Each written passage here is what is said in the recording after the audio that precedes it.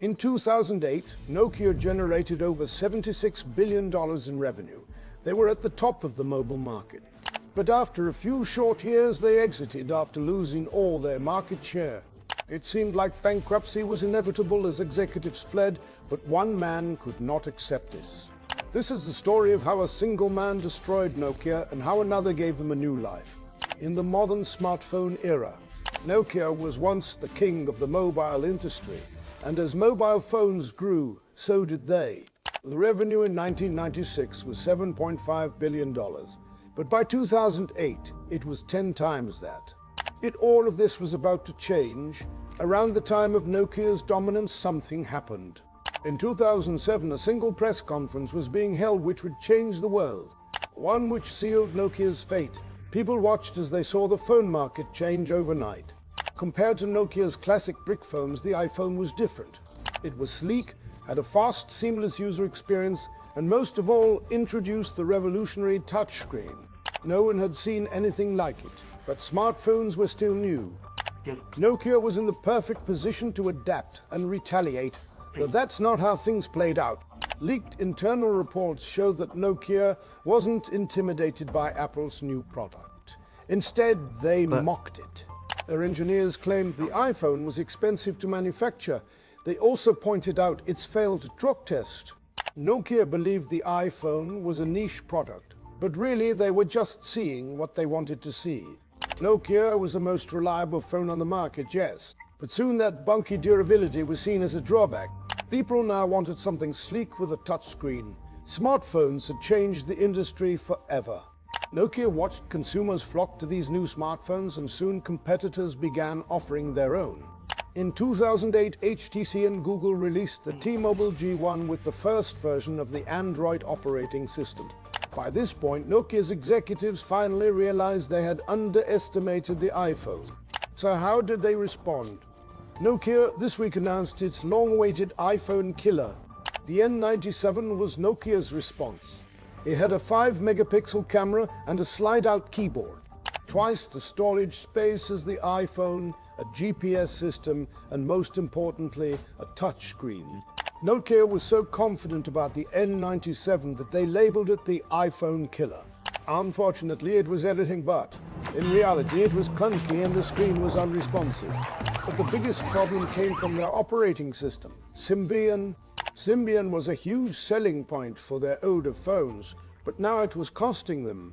Compared to Android and iOS, Symbian was a nightmare for third parties. At launch, their online store for the N97 had just over 500 applications, but at this time the Apple App Store had over 100,000. The N97 ended up a colossal failure, and it was at this point that Nokia realized they needed a change. And this change came from their newest CEO, Stephen Elop. In September of 2010, Nokia announced their new CEO would be Stephen Elop. Elop was previously the head of Microsoft's business division, and he pushed Microsoft to develop Office. Elop had produced record profits for Microsoft, and he was known as a change agent. Nokia was surely in desperate need of change, but the change that came had unintended consequences. On his very first day at Nokia, Elop announced a mandatory meeting with the entire company. A historic day which is detailed thoroughly in the book Operation Elop by past Nokia employees. The cafeteria was closed the whole day and a stage was built especially for the event. The doors were covered by security and everybody was repeatedly reminded about turning off their cameras. No recording of the event was allowed. Then Elop began his speech. I have learned that we are standing on a burning platform. There is intense heat from our competitors.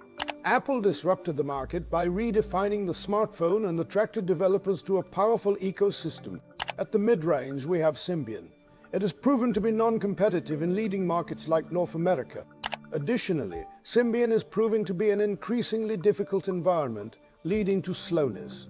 The battle of devices has now become a war of ecosystems, including hardware and software.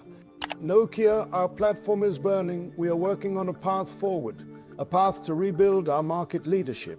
I believe that together we can face the challenges ahead of us. Together we can define our future. But unfortunately, this speech caused plenty of problems. It attacked Nokia's products and value. Despite all the security, the speech was indeed leaked to the public, which damaged Nokia's brand. But Elop wasn't concerned. Why? Because he wanted Nokia in crisis mode, so he could implement changes.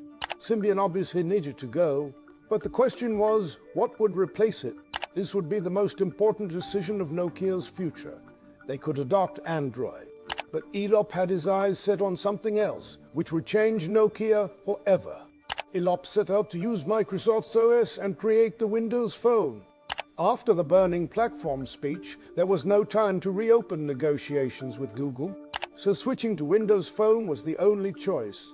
Nokia would provide hardware, R&D, and marketing. In February of 2011, Elop announced Nokia's new strategy. Symbian would be phased out. From Nokia's perspective, this would be the third ecosystem and a way for Nokia to stand out. Nokia received billions from Microsoft to develop the new generation of Windows phones. The two companies were setting out to challenge the status quo, and the stakes were sky high. Nokia was now losing lots of money with a Q2 loss of 368 million euros. Then Nokia unveiled the product of this partnership, the Lumia 800 and Lumia 720, their new generation of smartphones with the Windows 8 OS. This is when things went from bad to worse. Nokia's Windows phones were doomed from the start. The interface was unique, but too unique. Users had to essentially relearn how to use a smartphone, and many found it unnatural. You could see that the desktop-first company designed the software. Windows placed heavy restrictions on Nokia. The Windows OS required phones to use a single-core processor, while competitors were on quad-core. They also had small storage and no front-facing camera. But most of all, there was a lack of apps. Since these phones were launched late, many users were already on Team Android or Team iPhone. The Windows Phone had a terrible ecosystem, which is strange given Elop's famous speech. And as time went on, it wasn't clear where Elop's loyalty was. He seemed deeply tied to Microsoft. Elop was insistent on sticking to Windows, even though it was clear it was a poor choice. If they had started with Android, they might have survived, but they tried something riskier. Many board members felt that Elop was making decisions too independently and not keeping them informed. It was also revealed the final decision for the partnership was made the night before the reveal. Between 2011 and 2014, 52 million Lumia smartphones running the Windows OS were sold. Might sound like a lot, but for comparison, it took Samsung just 2 months to match this number. The Nokia-Microsoft partnership was a colossal failure. All of this drew attention back to Stephen Elop. In 2014, Elop jumped ship back to Microsoft. He took most of Nokia with him. Microsoft acquired Nokia's Devices and Services division for $7.2 billion. With the deal, Elop became president of the Mobile Devices Group at Microsoft. Given our long partnership and the leaders joining Microsoft, we anticipate a smooth transition. A cheery statement, but the exact opposite is what actually happened. Before Elop joined Nokia, they had 33% market share. When he left, they had less than 3%. The partnership was a loss for both, but Microsoft could afford the loss. Nokia was left with nothing. They had suffered a 4.9 billion euro loss and were left without key executives. From here, most customers forgot about Nokia. Nokia should be dead and buried, but it isn't. While Nokia's phone division was in flames, another division was doing remarkably well. The Nokia Solutions and Networks department was an unprofitable division until Rajiv Suri took over. By 2014, he had turned it into an extremely profitable, stable part of the business. Suri had been here since 1995, and he had seen it all. He was their leader in crisis. In 2014, Suri was appointed as the new CEO. He immediately laid out his plans. Nokia would be restructured, costs would be cut, and the company scaled back dramatically. They clearly needed to pivot. The answer came from Suri's old sector. With our strong businesses, we are well placed to be a leader in technology for a connected world. Suri was the opposite of Elop. His strategies weren't flashy or risky, but focused on stability.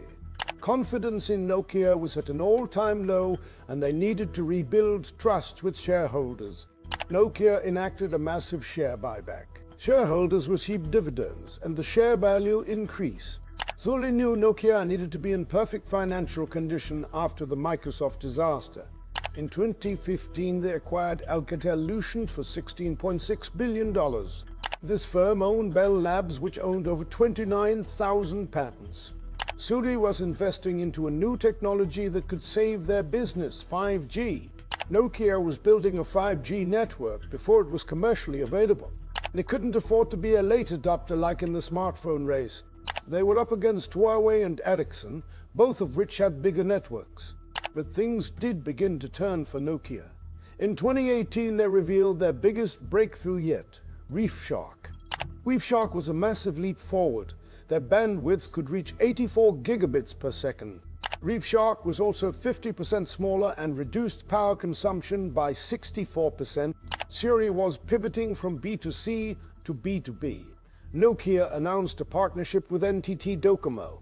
Nokia soon began supplying to giant firms like AT&T and Vodafone. By 2020, they had secured 100 commercial 5G agreements. By late 2024, this has risen to over 300, and they control 29% of the 5G market. Suri's investment and restructure had paid off. Revenue added over 20 billion. Nokia is still only worth a tenth of their peak, but they have stability. Nokia had done the impossible. They had survived certain death. After Elop left, his risky strategy led to Nokia's downfall in mobile and his own. By 2015, the Microsoft Devices Group was largely shut down and Elop was laid off. Conversely, Rajiv Suri had saved the company he had been so loyal to. His vision and emphasis on financial stability had allowed Nokia to survive. If you enjoyed this video, don't forget to hit the like button and subscribe to the channel for more exciting and insightful content. Thanks for watching and see you in the next one.